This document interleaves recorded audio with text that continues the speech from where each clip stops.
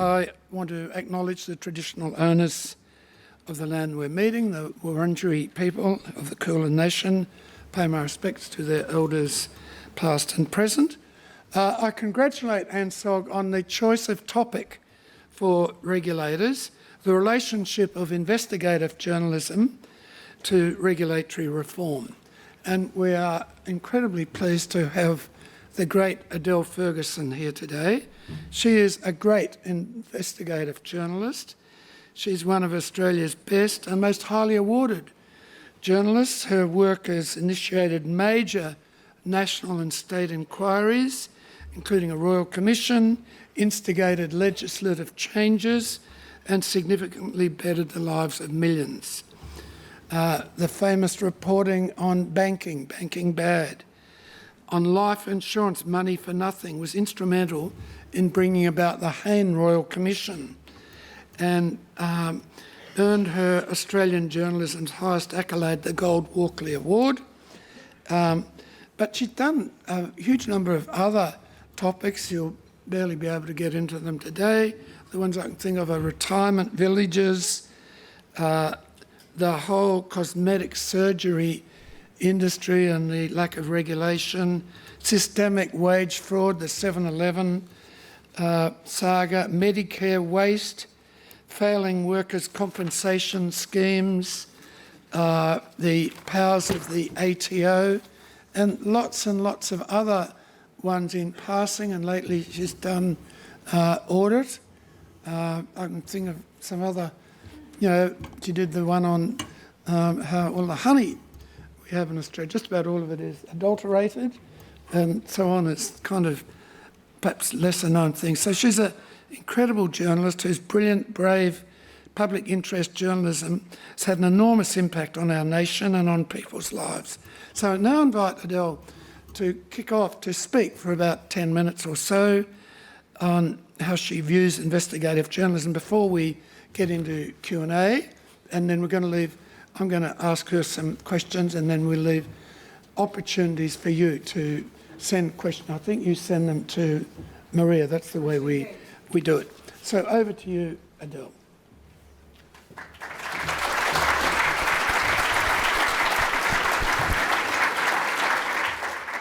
Thanks, Allan. There's a quote by a hedge fund manager: "We're like goldfish. We swim once around the bowl, and when we complete the circle, everything looks new." It seems to me that some organisations and individuals forget lessons of the past and keep going as if it never happened. It's why there are inquiries, royal commissions, media exposés, and regulatory action. As an investigative journalist, shining a light on wrongdoings is what we do. It's a profession that is tremendously rewarding and fulfilling. I couldn't think of anything else I'd rather do. It holds the rich and powerful to account, and it gives a voice to the voiceless, sometimes the most vulnerable and marginalised in the community. It can also result in change. My investigations into the banking sector exposed a financial system we trusted and that had for decades been developing unconscionable business practices and committing criminal acts. Ethics, decency and morality were shunted to one side, and a toxic business culture flourished. And it began so simply: a phone call in 2013 from the then Senator John Williams. "Can you please give me a call when you've got a minute, Adele? It's about the Commonwealth Bank. It's big.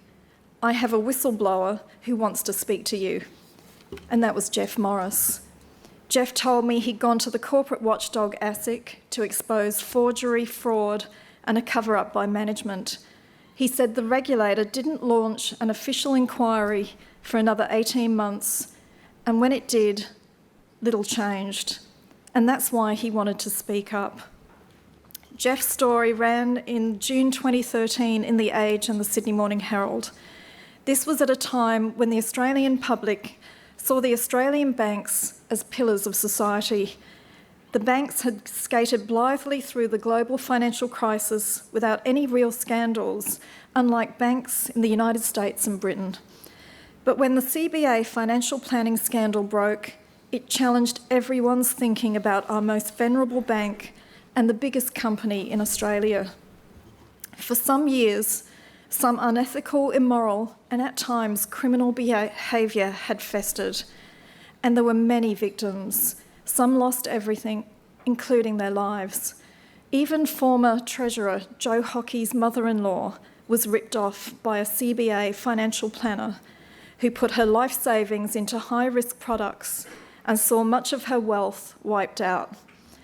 Unaware of her powerful connections, the bank had given her a lowball compensation payout, as it had others, at a time when she was fighting bowel cancer. For all the victims, there are heroes who, at enormous personal cost, spoke out. I took the financial planning scandal to ABC's Four Corners to see if they were interested. Banking Bad aired on May the 5th, 2014, and the next morning the story dominated the newspapers and the airwaves. People couldn't believe the bank, once known as the People's Bank, could behave in such an unconscionable way. A Senate inquiry then did the unthinkable and recommended a landmark Royal Commission into the CBA and ASIC in 2014. That was more than 3 years before the Royal Commission was finally called.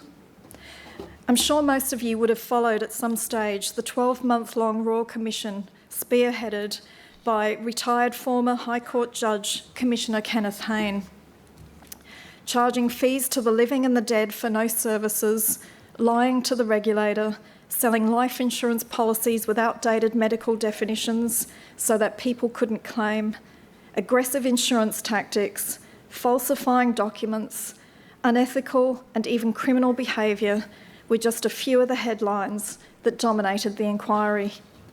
As Commissioner Hayne said, too often the answer seems to be greed, the pursuit of short-term profit at the expense of basic standards of honesty. In fact, a combination of factors led to this disgraceful mess. Targets and bonuses that fuel greed and created a toxic culture that put profit before people. Poor systems that failed to pick up breaches, such as charging customers fees for no service. A company directors club that failed to ask the hard questions of their executives and were too ready to ignore reputational and compliance risks. Australians were surprised at the horror stories that flowed daily from the Royal Commission, and the impact has been profound. Billions of dollars in compensation was paid to unsuspecting victims, the industry was restructured, and banks broke up the conflicted model of offering financial advice and also manufacturing the products they sold. And there was an overhaul of compliance and governance. All good and necessary changes. While the financial losses were severe, perhaps more importantly, the reputational damage suffered by our biggest corporations may be what hurt them the most.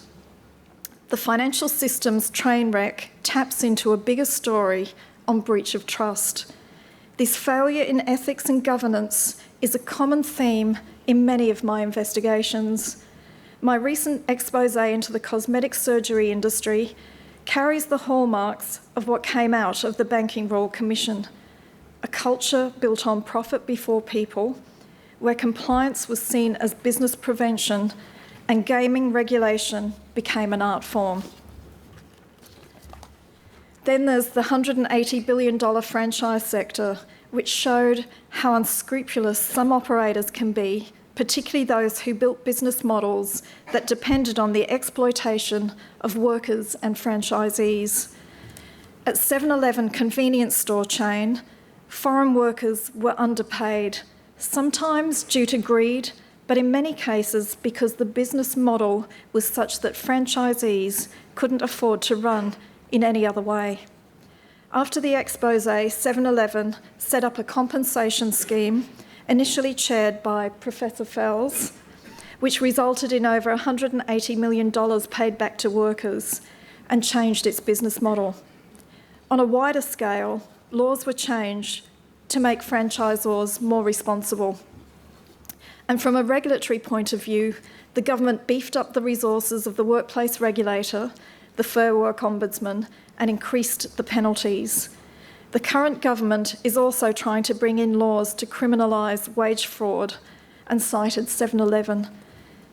In the case of cosmetic surgery, a multi-billion-dollar industry, the investigative journalism exposed serious and dangerous flaws in the system. For instance, a doctor with a basic surgical training was allowed to call themselves a cosmetic surgeon and perform complex surgeries, including facelifts and tummy tucks, and do courses that can take as little as a weekend. These types of stories need to be told. People need to be informed so they can make decisions that are in their best interests. The laws into who can call themselves a surgeon have been changed, and a class action has been taken against the Lanza clinics, with more than 1,000 patients so far signing up. In this case, the regulator, AHPRA, acknowledged the role of the media and instigated a review into the industry. The government also backed changes to the law so that doctors without the proper surgical training can no longer call themselves a surgeon. There's been an overhaul to social media, and the regulator was given more money to regulate the industry. Sometimes the reportage deals with state regulation and how different states have different regulations. This was nowhere more evident to me than the engineered stone benchtops, such as Caesar stone. These shiny kitchen benchtops have become a feature of hundreds of thousands of Australian homes, but they're killing our tradies who inhale the deadly dust during the cutting process. The silicosis outbreak has been ominously likened to the 21st century asbestos scandal. And this issue first emerged in Australia in 2018, but little happened. When I was at 60 Minutes earlier this year, we investigated why not. Our investigation led us to Israel, the birthplace of Caesar stone, the pioneer of the global trend for engineered benchtops, and the origin of the healthcare crisis and the cover-up. We had court documents translated, sourced hospitals and experts, and we found a pulmonary specialist who'd originally uncovered a correlation between the sudden surge in the terminal disease silicosis with the emergence of Caesar stone. But he'd been threatened with legal action into removing the name from a research paper. This specialist bravely revealed the details of this long-standing cover-up during an interview. We found patients and a whistleblower who all agreed to speak up about the global cover-up, which began in Australia in the early 2000s and which Caesar stone buried since it began in the late 1980s. The investigation also exposed dodgy builders deliberately endangering tradies' lives by failing to warn them or provide proper equipment, and the failure of the lawmakers to fix the system. We obtained video of illegal practices that are still going on today. In the wake of the reports, the federal government called an urgent meeting with state workplace ministers who unanimously agreed to ban engineered stone. Safe Work Australia was commissioned by the governments to devise a strategy for the ban's implementation with a strict deadline. In a significant legislative move, the government also introduced a new law to create a national registry, making the reporting of silicosis mandatory. These unprecedented steps marked a major victory to save people's lives. Meanwhile, manufacturers of engineered stone benchtops pledged to lower the silica content in their products to more safe levels. And Caesar stone announced the closure of a manufacturing plant in Israel. So really, regulators and the media work on the same side, trying to hold individuals and businesses to account and stop them doing the wrong thing. But it's worth noting that the basis of many of these stories as whistleblowers, they take on huge risks to speak out. They're the nation's unsung heroes. Thank you.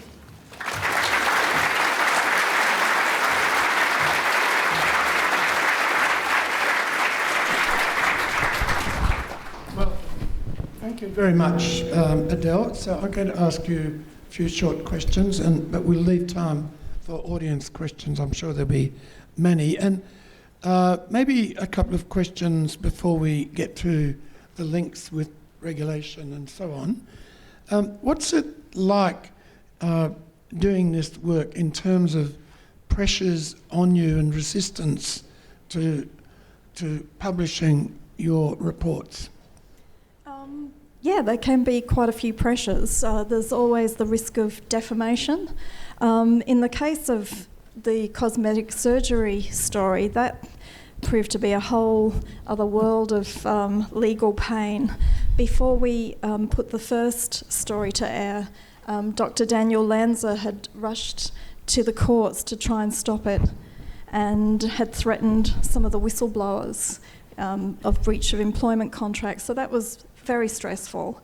And then with another story, which went on 60 Minutes, which was Cosmos, I invited them to come onto the show to talk about, what some of the patients were alleging, and they declined. So I sent a list of very detailed questions, hoping that they would respond. Instead, they rushed to the courts to try and get a pre-defamation trial, which was unprecedented.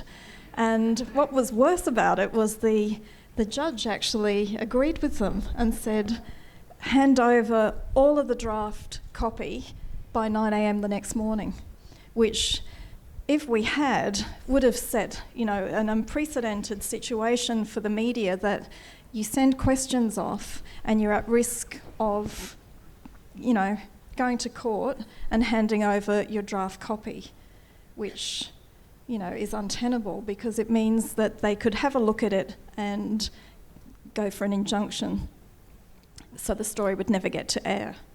And so luckily we appealed it, and we won the appeal, and the appeal court judges said that the initial judge in the Supreme Court had overstepped his jurisdiction. So the story went to air, but yeah, that was really stressful at the time, because we were thinking, what happens if we lose this case? We can't hand over that copy. I'm going to have to go to jail. Yeah, which was, I had no other option to do, and hope that the company backed me.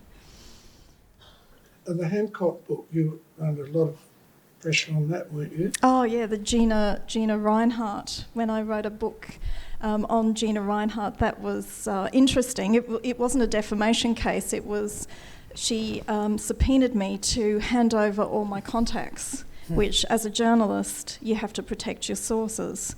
And what had happened was, the week before the book was published, Gina had increased her stake in Fairfax, which is where I was working at the time, from 3% to 18%, and wanted 3 seats on the board.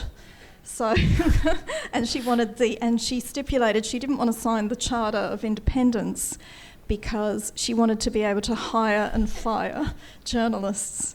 So I could see a bullseye coming on my back on that one. But thankfully, that didn't happen. She didn't get the board seats. Just on cosmetic surgery, I just wanted to mention, I wrote an article in the Age Sydney Morning Herald, which I thought was fairly harmless. And I got this massive 18-page detailed legal document, to sue me for defamation. It was sort of frightening in a way. I was a little bit different from most. I knew it wasn't too much to worry about, but this 18-page list of things you're alleged to have said, and then all these long list of surgeons who'd be losing millions as a result of the article. It was actually an attempt to shut me up for 6 months, because there was an inquiry. But this terrible pressure you come under. There is, absolutely. When we were doing the banking stories, the Commonwealth Bank withdrew millions of dollars of ads, which is another way to pressure an organisation and the journalist from not continuing with the stories. So, yeah, there's many ways, many pressures, but it's worth it. At the end of the day, you have to keep pushing through, because the stories are, ultimately giving people a voice and hopefully getting change. You mentioned whistleblowers. Could you say a little bit more about your experience of them and their significance? Yeah, well, whistleblowers, without whistleblowers, I wouldn't be able to do the job that I do. You know, they're the people who are taking, risks, that they talk about the experiences that they have and, it takes a terrible toll on them. And a lot of them don't start out wanting to, they don't wake up in the morning and say, hey, I'm going to be a whistleblower today. It's just that they see wrongdoing in an organisation and they may speak up inside the organisation and then they get sacked or they get silenced and they realise that they just can't, let it stay untold. And so that's why they sometimes come to the media. Now, with the... maybe give us a word on Jeff Morris as a whistleblower. So Jeff Morris was the Commonwealth Bank financial planning whistleblower, and he had gone to, he'd seen wrongdoing. He was working at the Mossman branch in Sydney, and there was this dodgy financial advisor called Don Nguyen who was, allegedly forging signatures and putting old retirees into products that really weren't suitable for them, and they ended up losing their life savings. And he saw these people coming through the door absolutely devastated when they saw their financial accounts that they'd lost everything and they didn't know what to do, and they were sobbing, and some of them had dementia. And he went to the pub with two other financial advisors and said, what are we going to do? And they didn't trust the bank. So they went to the regulator and told them what was going on, and they said, contact us. And they didn't hear from them, and it took a while, many more follow-ups, and eventually he said he went to the regulator and said, what are you going to do? They then acted, but by that time Commonwealth Bank had got wind that there'd been a tip-off, and so they were shredding. There was a lot of shredding of documents going on. And then there was an enforceable undertaking, but they were really gaming the system. Yeah. So that's why he ended up coming to the media, because he felt that not much was happening. It was being seen as, just a few bad apples, happened in the past, and we compensated people like Jo Hockey's mother-in-law. They'd set up a compensation scheme as part of the enforceable undertaking, but that was being gamed. So let's move a little bit into the regulation sphere. Maybe we'll just follow through Hayne and what's happened. Maybe I'll make one comment that in the Hayne report, first of all, it had a lot more powers than you, and it did find out additional stuff, which was really powerful. And he condemned the industry very powerfully. Personally, I thought the recommendations were far too limited. And he basically said, we just want stronger regulation with the catch cry, why not litigate? That is, if someone breaks the law, why not litigate? But I don't know if it followed through that well. What's your own impression of the follow through on Hayne? Yeah, so what happened, and this is where I feel sorry for regulators, in the sense that, when the government gets involved. So the Hayne Royal Commission said ASIC needed to adopt the policy of why not litigate. So after that, they did. They started to adopt that policy of why not litigate. They went after Westpac and they lost a case. And then they got really monstered. I remember sitting in there was a Senate inquiry, and there was a panel of senators, and they were absolutely getting stuck into ASIC. And I remember writing a column on how disgraceful it was. It was really disrespectful, because they'd lost the case, and they were saying, how dare you even consider appealing this? This is taxpayers' money. You're putting mixed messages out to the community about responsible lending. So that message then was, don't litigate. They haven't had a statement of intent since 2021. APRA got one, in June this year, but we still don't have one for ASIC. So even though you have regulators that are meant to be independent, you can sometimes see that that doesn't happen. And I remember interviewing Greg Medcraft, who was the chair of ASIC in 2014, and I remember him saying Australia is paradise for white-collar crime, which he really believed. And gee, he paid a price for that comment. The next day, he got hauled by some of the ministers, saying basically it was not appropriate for a regulator to be sending out that message. So they were really, there's definitely regulatory political interference, I think, which would probably be better if that didn't happen. So, I agree. So just on the migrant workers underpay, actually, you mentioned MWAP for a minute there. So one of the things I did, I was asked by 7-Eleven to fix it up. And so I think they're expecting, maybe 10 million in compensation. And then I worked on it quite hard, and they copped a bill of 170 million. Then they sacked me for some reason. Now, what happened, what I learnt from that, though, was the fines under the Fair Work Act through the Fair Work Ombudsman were negligible. But being forced to repay the underpayment, the wage theft, was very costly for them. And it's just important to see what sanctions do in these situations and what's the best outcome you can get. Now, subsequently, there's this inquiry I did for the government, but even then, not much has happened, has it? You mentioned they've got a law finally proposing to criminalise wage theft. You can go to jail for serious systematic stuff.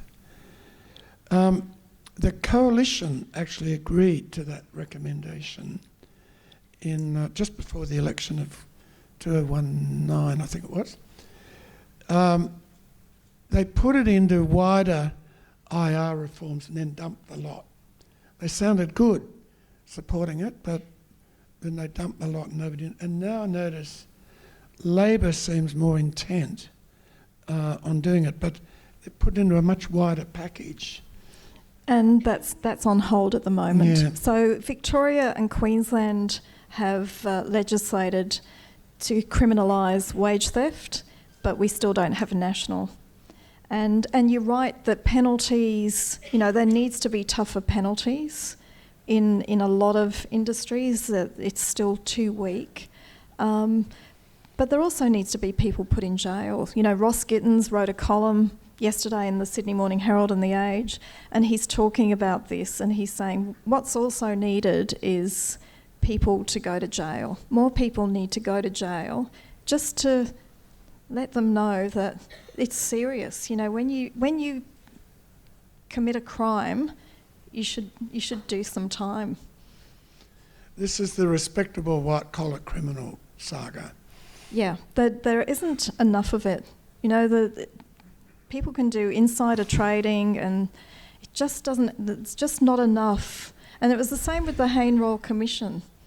There was illegal acts that were committed and exposed, and we still haven't seen people put in jail for that. And it just, in the white-collar crime area, there just doesn't seem to be enough of it. Because at the end of the day, if it's a listed company, yet they should absolutely pay a really hefty penalty, but it's shareholders that are actually paying for it. And, the senior executives or the board often get away with it. The best that can happen is their reputations get damaged, which is a big deal for them. So let's turn to a couple of general questions about regulation and investigative journalism, and then over to the audience for the last 20 minutes.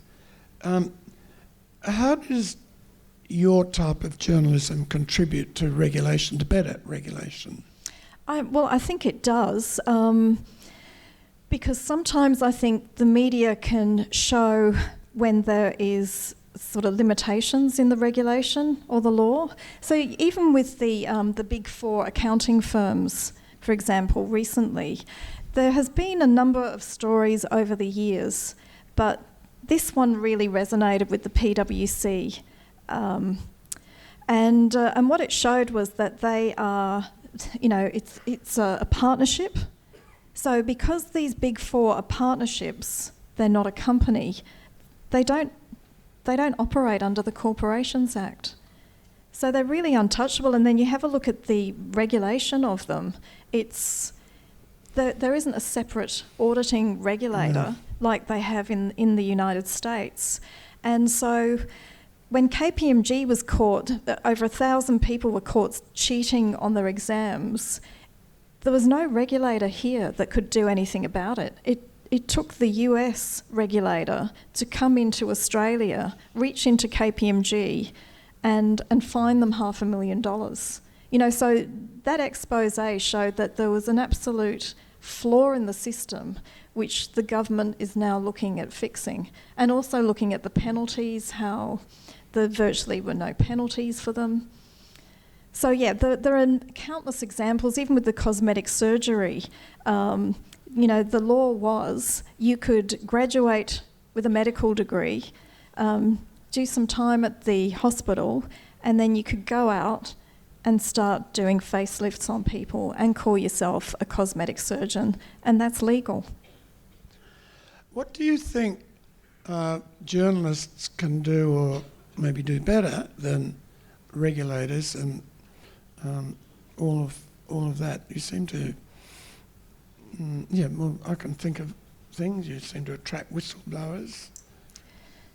Yeah, look, I'm sure the regulators attract whistleblowers as well, but I think, it's a good question. I think regulators have to, they tend to work within the bounds of the law. So if someone comes to them with a complaint, they have to look at it in terms of, is there a breach? And then do a lot of due diligence to see, will it stand up in a court? Whereas the media can say, is this ethical and immoral? And does it pass the pub test? It doesn't have to be illegal. It can be just something that maybe should be illegal. And so we can prosecute it. And sometimes that's how you can find flaws in the legal system or in the regulation. And, and sometimes the ACCC actually raised it last week, that there was something in the, with subscriptions, how it's very hard for people to, and so sometimes the regulator can raise issues, but often they don't. And, maybe that's because they don't want to upset the government, because when they do, they pay a price. Whereas we don't have to worry about that. We have other worries, and we can just go in. And I think the media talk to a lot of different people, but we have a lot of, we don't have the same powers as a regulator. Yes, you can't. So what can regulators do? You can't, I suppose. How are the two complementary? They've got the power to investigate that you haven't got. Yeah, but absolutely. They can power to compel. There's a huge amount of powers that and much more resources. It's really me. But they have a lot more resources, and they can actually, send out a Section 19 notice. The ASIC can, and get whatever documents they want. They can call people in to interview and interrogate. I can ask questions, and I can end up in court.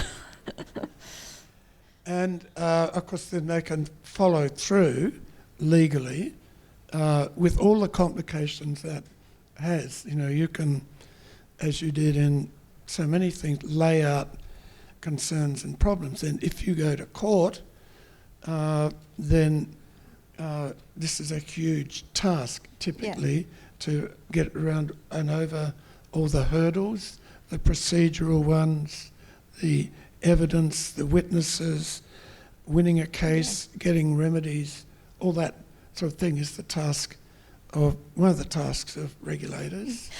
And I think, the ACCC, when it went after Qantas a couple of weeks ago, they put out a statement, and it's a very straight statement because they're the regulator. They've got to be very measured because it's legal action, whereas the media can come in and contextualise it and sort of reflect more what the community are thinking. Yes, that's right. I've always understood the law. I've had lectures galore on this from the legal side. If you, first of all, just announcing a case, initially we got a huge pushback on just announcing a case.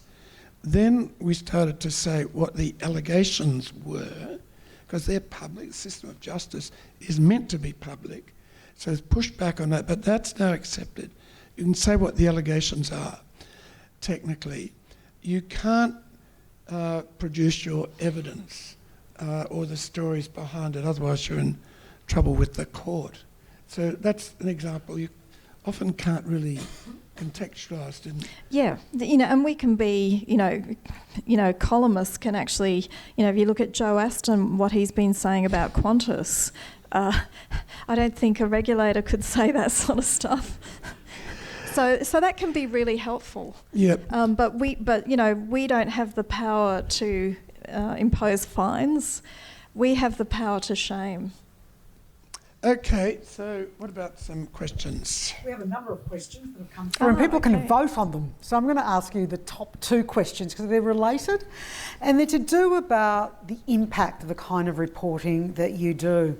And the first one is it can undermine trust in government and in regulators. How can we make good regulation newsworthy and how can we rebuild that trust? Oh, that's a good question. Yeah, no, you're right. It can undermine. When organisations do the wrong thing, like with the banks, it really did undermine trust. But what's the alternative? Do you just bury it because you don't want to undermine that trust? Because it's actually when you don't come out, when you keep it buried, it just festers, which is what it did for decades in the banking system. And, sunlight is the best form of disinfectant. And at that time, what it did was it did put the spotlight on the regulator. It was very uncomfortable for it. In the Hayne Royal Commission, there were some sessions where they were the regulator was sending draft press releases to the banks, which was not a good look for them. Yeah. It really wasn't. It was embarrassing and that would have undermined trust.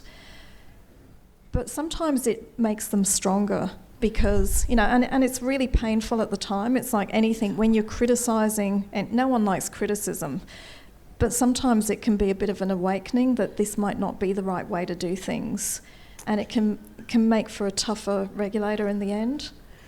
At the same time, and this relates to the second question, we talk about regulators in the aggregate and, composed of people who come to work, who want to do a good job, who think they are doing a good job and all of a sudden find out they're working for organisations which are under the microscope and under scrutiny for not necessarily doing the right thing, and it can have a demoralising influence. Do you ever take that into kind of consideration in the reporting, what that personal cost might be? No, not really. Look, if I'm honest, I'm being quite frank. I'm not asking for a... Yeah, I know some people people who become regulators, they're doing it for the right reason. Absolutely doing it for the right reason. It's a very noble job to do when you trying to regulate organisations and individuals, and often they're trying to game the system and you haven't got enough resources, etc. But I'm looking at it's nothing personal, is what I'm saying. I'm not being ruthless in this. I'm just not trying to personalise it. I'm saying this is the regulator. I'm not aiming it at specific people, because I know that any organisation... Sorry. Hot story there. Sorry about that. I thought I'd put it on silent. It's, No, it's never to offend people. It's really to, at the end of the day, the motivation is to try and make everybody better. And, the media are constantly under criticism. And it can be the organisations, but that the people in it are actually there trying to do their job. The next question is about, I guess it's if we were to take a peek in your notebook, what's on the horizon? Oh. Right? Are there any areas that you see in terms of weak regulation or areas that, might be brewing, if you like, in terms of potential stories? I think the health sector is I think anywhere there is a huge amount of money, and it's often taxpayer-funded money, there will be companies looking to game the system. So I think that's an area that is high on my agenda. I'm going to quickly throw in, I think these newer areas, the energy transition, renewables, AI, weather disasters, and a few other things of that sort, they inevitably attract shonksters. There'll be a lot going on there that will be of regulatory concern. One of the themes that was coming through this morning, it's reflected in one of the questions, we were talking about the role of communication and the role of communication on the part of regulators. And so this question goes to that and says, what journalism skills do you think would be most useful for regulators to adopt? What skills? The journalism skills or skills in communication. What do you see from your side of the fence in the way that regulators interact with the public? So what we do is we talk to the public off the record. I think that would probably help with the regulators. We're actually on the same side, and sometimes it can be a bit of an antagonistic relationship, which it shouldn't be. So I think maybe it's just learning to understand each other's side and, what goes on, what makes the regulator tick, what makes the media tick. So I think maybe a bit more communication between the two, just building a relationship. What about victims, using them? Whenever the media covers anything a regulator does, they like to personalise and find a victim. Yeah. And I find that quite powerful. It's not necessarily that easy for the regulator to arrange to find a victim. So, sometimes it can be working hand in hand. I remember when I did 7-Eleven and I contacted the Fair Work Ombudsman, and they really embraced it.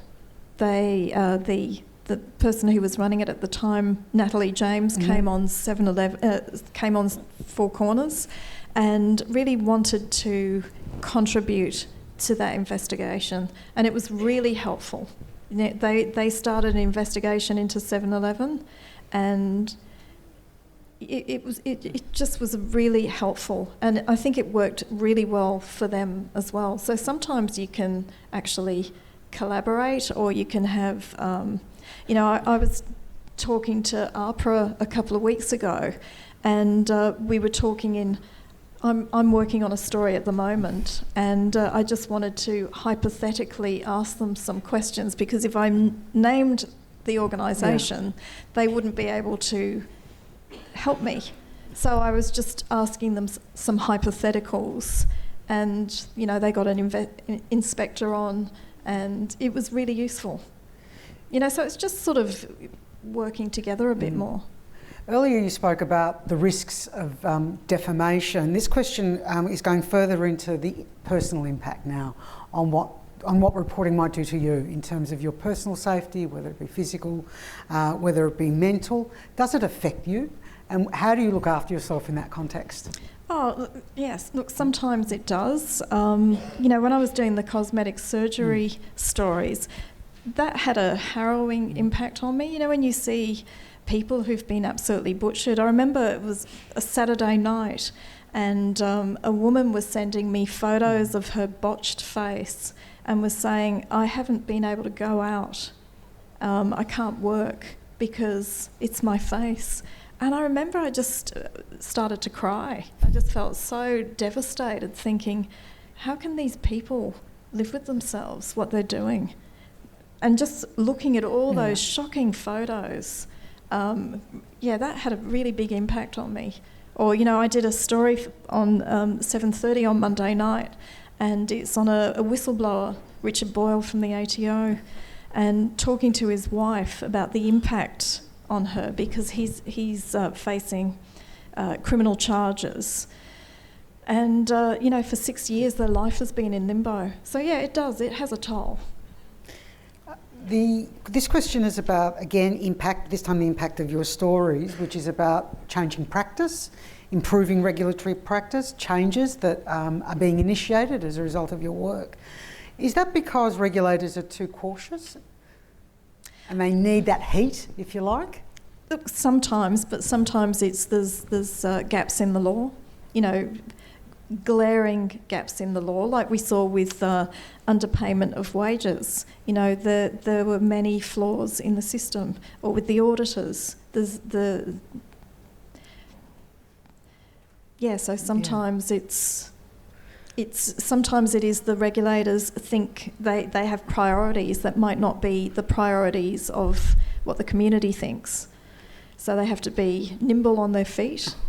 And sometimes when there's a lot of media, because often what the media does is reflecting on community standards, what the community is after, and it's shifting gear if there's new scams happening or whatever. And the laws often don't keep up with it, and maybe the regulators are still focused on something else. So it can sometimes say, okay, you've got to quicken up. You're going too slow, or you're being a little bit too careful here. Maybe we can just work out to speed it up a bit. This is an interesting question. How do we as public servants speak up when our legislation is inadequate and doesn't allow us to protect the community? You see, that's the problem, because when you speak up, this is what happened with Richard Boyle. It's a huge problem. The whole whistleblowing in this country is just so deficient. And particularly in the public sector. The Public Interest Disclosure Act is inadequate, and Richard Boyle tried to speak up. He lodged a public interest disclosure. The tax office didn't listen to him, and he gathered information, and now he's facing, criminal charges of cumulative 46 years. So, it has a chilling effect. The way I would say it is, sometimes that's good to come straight to the media anonymously. The most successful whistleblowers have been the ones that don't go internally. They come anonymously to the media, and they save their jobs and they get out what's going on. That's one way. This question is asking for another way, because whistleblowers is continuing as a theme, I have to say, in the questions, which is about, how can we better strengthen whistleblower protections to encourage exposure? As we said, they're key to the wrongdoing. Do you know of any other jurisdictions who are better than Australia in this space? Is there anything that we can be doing? Yeah, and what is there? Well, the United States is much better. They have rewards for whistleblowers. They have a whistleblower protection agency. Their laws are so much stronger. They even have a whistleblower celebration day every year. Believe it or not. Seriously. In Australia, we don't have that. I was actually interviewing Jim Chalmers yesterday in Sydney, and I said to him, in 2019, the Labor Party as a platform was saying that they were going to introduce rewards, introduce all these other things. Where's it at? And he said, that was in 2019, and it's a new leadership now, and we're now in government, and we're doing other things. And I said, so in other words, you're not. So they're not. And it's a real shame. So I did a story on Monday night, and part of it was calling for stronger whistleblowing laws in this country. And, there's the Australian Human Rights Law Centre, which is advocating for stronger whistleblowing laws. So there is moves afoot, and it's really through the media and through organisations and writing to politicians to say we as a community need to have better protections. Another interesting question here about what's the bigger issue, regulatory capture or risk-averse regulators? And you might have a view on this, Allan, as well. Well, one thing I would say about regulatory capture is that the sort of stereotype is the regulator... Microphone, Allan, you need... Sorry, a stereotype is the regulator has too many lunches and all that, but most often regulatory capture comes through the legislation and the political directives expressed in legislation or other things that may set a climate where the regulator behaves in a compliant way. Now, on the risk averse, it's just very unfortunate that there are problems in taking risks, sticking your neck out, and also pretty widespread behaviour is that if you're onto something substantial, whether you achieve it or not, you'll be strongly attacked on your process. In other words, the wrongdoer knows, yeah, we've been caught out, the cartel or lying or something. We can't win that one. So they organise an attack on the process that you followed. And vice versa, where regulators follow good processes, they get attacked for not getting results. I think both of them are bad. I don't know which is worse. Regulatory capture can be really depressing for me, because lobbyists, I think, can be an enemy because you can have, changes, there can be recommendations made, and then once the lobbyists get into regulatory ears or political ears, things get diluted, and often not for the best. So that can be terrible. I think regulatory capture can be terrible. But so can being too timid. So this is my final question, and then Allan, I'll hand back to you for closing remarks. Looking back on what is quite a significant, impressive backlog of stories and the changes that have resulted, do you see any themes emerging? If you were to kind of like hover above and look across, what are the kind of themes that emerge for you? I think it's the themes that emerge. It's about trust is a key one, and greed. So at the heart of a lot of this stuff is greed. Where no one begrudges any organisation or individual making a profit. It's when they're doing it at the expense of others, and that can get lost. And so I think that there's the greed element and just culture, trust, lack of ethics. They're the common themes. Thank you. Allan, I'll leave it to you to close. Thank you very much. Well, just now remaining minute or two. I suppose on this cautious regulation, maybe the regulators have got a lot to learn from you, because you basically go out on a limb with those stories. You risk defamation, unpleasantness and so on, and you have to work off limited facts.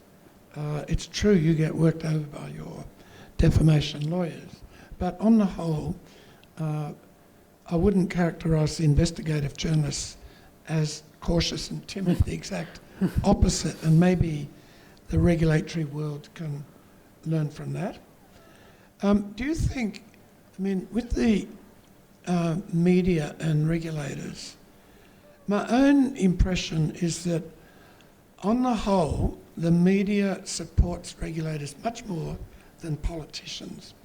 I don't know how many media conferences I've been to with a minister, and the minister gets terrible hammering, and then they turn to the regulator, who gets off fairly lightly, and particularly if the regulator is seen to be doing something, the media is instinctively more on their side. Now, there are instances of the opposite, but on the whole, the media is positive about positive regulatory action, my view. I don't know if you... Oh, no, absolutely. When we see a regulator taking action, it gets... Look at the ACCC's action on Qantas. It's had huge publicity, and it's all been good publicity, applauding them for doing it. So, thank you very much for coming along today. Adele, obviously from that phone call we've stopped you getting some vital information and so on. So we appreciate the time and the excellent speech and comments you made. We've all learnt a huge amount, and we'll continue to watch you, mainly 7:30 and Four Corners at the moment. Thank you. Thank you very much. Thank you. Thank you.